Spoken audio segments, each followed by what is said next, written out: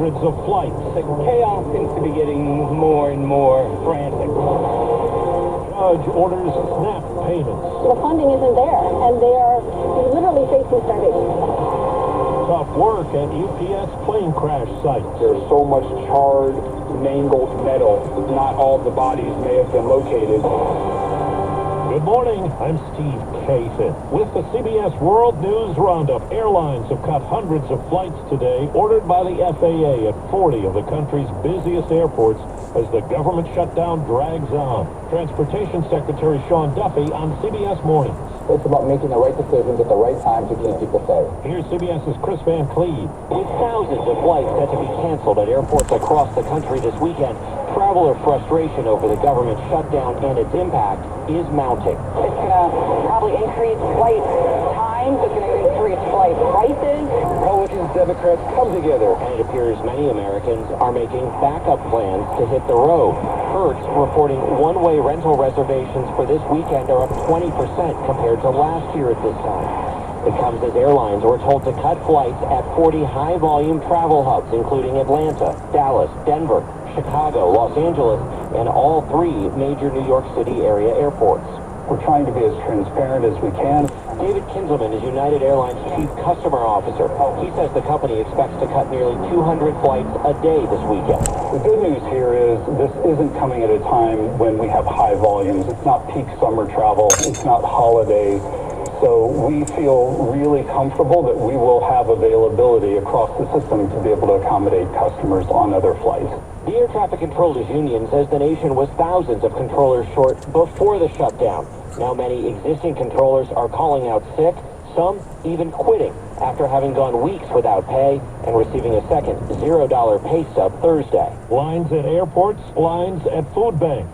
The shutdown has interrupted federal food benefits, but now CBS's Ed O'Keefe reports a judge has ordered the payments to resume. Perhaps the administration will appeal this higher up the legal food chain and try to get a ruling that gives them more time to sort it out. But of course, the other way to sort it out would be if Congress were to reopen the government, which still could be a few days away. Today, the Senate Republican leader will offer a measure to pay for some parts of the government and provide temporary funding for the rest.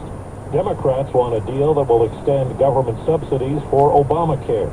Now to Louisville, CBS's Tom Hansen has the latest on the investigation into the deadly UPS plane crash.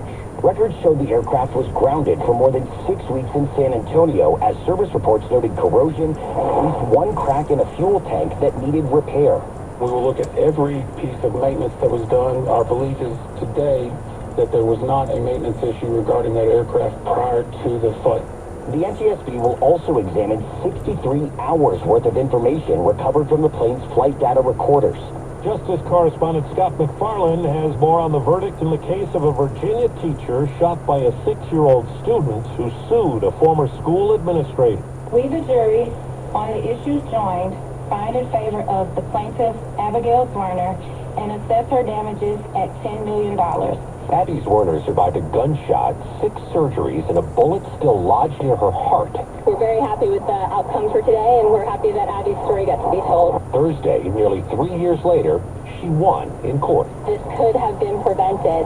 The former first-grade teacher and her attorneys convinced the jury her former assistant principal, Ebony Parker, was negligent and didn't prevent a 6-year-old student from opening fire in the classroom. In an often emotional trial, jurors heard powerful testimony from Werner herself about the moments after the boy pulled the trigger. I thought I was dying. I thought I had died. On my way to heaven or in heaven, but then it all got black. Former NFL star Antonio Brown was arrested in Dubai and has now been extradited to the U.S. to face attempted murder charges, all in connection with a shooting after a celebrity boxing event in Miami back in May. 4 minutes after the hour. Well, that's today's news, today's news. I didn't hear any good news, did you? I didn't think so. It's 53 degrees in San Mateo, California. Well, as always, I want to thank you again for coming along with me on these dash cam news adventures. You know the drill. Peace, love, and all that hippie jazz. Bye-bye, everybody.